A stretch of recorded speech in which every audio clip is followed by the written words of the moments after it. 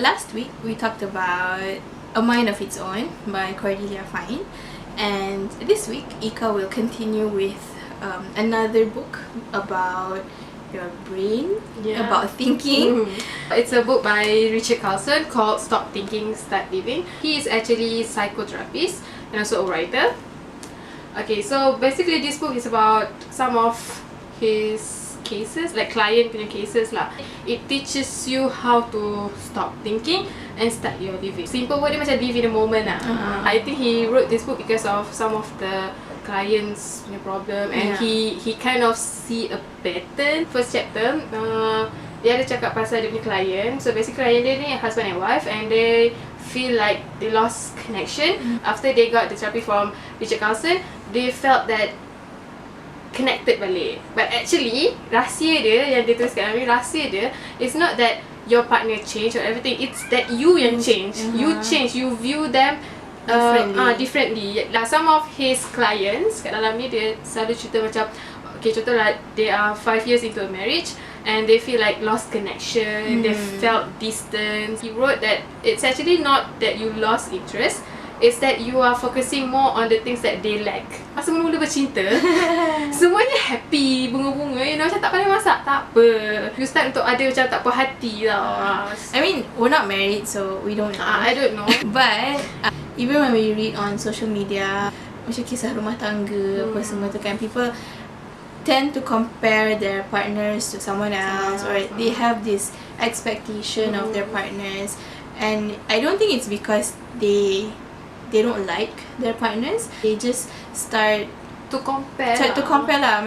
Dia dah lama sangat hidup together, diorang dah macam, kenapa you tak macam ni, kenapa you tak macam tu, masa awal bercinta you macam ni, dah lama-lama you macam tu pula. Macam, I mean, people change, you have to accept it lah kan. Masa mula-mula dulu kita nampak semua yang dia boleh buat yang baik semua kan. So through time your thinking tu dah berubah. So you just need to change your thinking. Yang I suka pasal buku ni because this book is actually my first self-help. Oh really? So you know, like how when you want to start self-help, you macam in doubt, macam should I read this? Should I buy this book? You know, is it worth reading? Is it worth of reading? Worth of my money to buy this kan? I start fall in love with this book on the page 12. There is so much in life that I can't control. The world, other people and their choices and reactions, accidents, imperfections, suffering, and also hardship. Yet this is my life, and regardless of what happens, I'm going to be happy. So basically buku ni dia nak cerita macam you need to focus on being happy. Tahu? So lagi satu, dia ada cerita juga, being happy isn't always easy. How to be happy is to choose to concentrate on what we have instead of what we lack. Contoh lah paling senang, macam you will never satisfy if you bandingkan diri you dengan orang lain lah. Contoh, I ada motor, Almas ada kereta bagi Proton. So macam, I nak kena beli Proton juga, I beli kereta Proton. And then bila I dapat kereta Proton, Almas guna Mercedes pula. Saya macam, tak boleh ni, Almas guna Mercedes, I nak kena beli Mercedes juga. You know, bila kita buat macam tu, we won't be happy. You will never be satisfied kita takkan what you have. Kita takkan puas hati. More and more. Lagi satu, the second thing yang dia cerita kat dalam buku ni adalah to live in the present. Dia bandingkan, dia cerita macam mana orang yang happy hidup. Dia cakap lah, happy people are so immersed in the process of life, absorbed in what they are doing at the moment, and they rarely stop to analyse how they are doing. Pernah tak lah kalau macam you pun nak Almas, pernah tak you macam kadang-kadang macam you tengah buat something and you stop sekejap, betul macam, am I doing this right? Betul ke? Betul ke decision yang I buat ni? Like, am I going this path? Or patutnya I tak boleh, like what if kalau I tu, you know? But then you need to remind yourself macam life is not game. You know, you tak boleh ulang balik. You kena terus je. Kita tak ada 5 nyawa ke apa, we only have one life, and we only move forward. But life is a gamble, yes. Yes, you need to think through about your decision apa semua. But dalam buku ni dia cakap you need to live in the moment lah. So macam after you dah buat decision tu, move on, gerak ke depan. Tahu, if you keep dwelling in the things that didn't happen, or macam the things that inside your head, you takkan bergerak. It basically means no regrets. You live life with no regrets. But also it means that you just have to make do with what you have. Going back to like be grateful with what you have and just live with the decision that you made.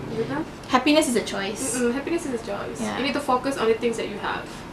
So another part they mention dekat dalam buku ni is the question, am I good enough? Contohlah, kita adults, kita selalu macam bandingkan diri kita dengan orang lain. Macam, am I good enough? Like, kenapa dia boleh buat macam tu, I tak boleh buat? Am I not good enough, you know? Kan? Tapi a kid, dia bandingkan adult dengan kid, a kid never ask himself, am I good enough? You know, dia tak pernah, dia macam they live their live life in the moment. They live in the moment. Macam, oh, macam buat benda ni tak ada regret tu. They don't think of the consequences, they just do it. Yeah. So basically that's how we should live. I don't want to say that we should live recklessly. Contoh kalau kita dah buat keputusan tu, you need to own it. You know, be grateful that at least I make a decision. You know, macam tu. At least if you fail, you can learn from it. And if you succeed, then that's good for you lah. Okay, fun fact. The average person will have approximately 50,000 thoughts enter and leave her mind in any given days. That's a lot. Okay. I think like everyone pernah rasa macam tengah buat something but you think about something else. Kan? It's very disturbing. Dalam buku it's frustrating because you cannot focus on what's in front of you, just thinking about other things.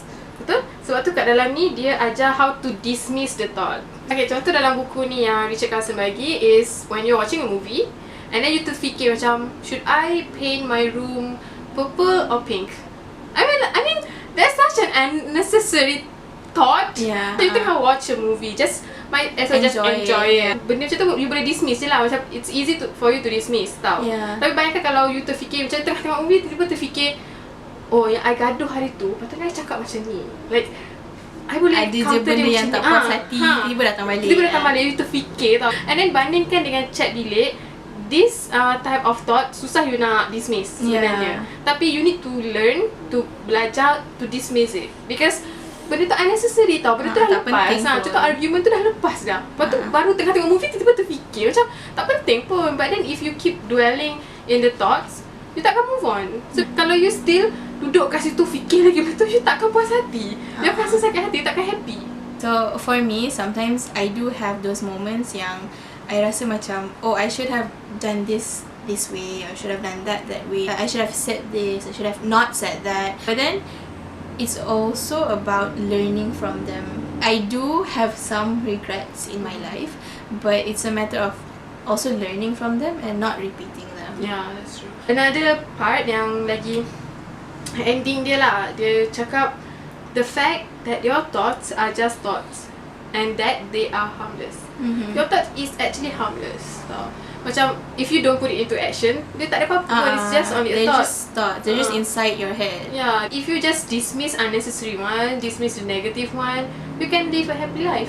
You just need to stop comparing yourself and all those things that tulis kat dalam buku ni lah. First tadi I dah mention macam you need to focus on the things that you have instead of the things that you lack. Sama juga macam your partner, you need to focus on the things that they have. Maybe macam you nak dia jadi macam tu, tapi maybe orang tu sendiri tak pandai buat apa yang isteri you pandai buat. Kamu tak pandai buat apa yang your partner pandai buat. So macam you tak boleh nak bandingkan dia orang. Everyone have their own strength.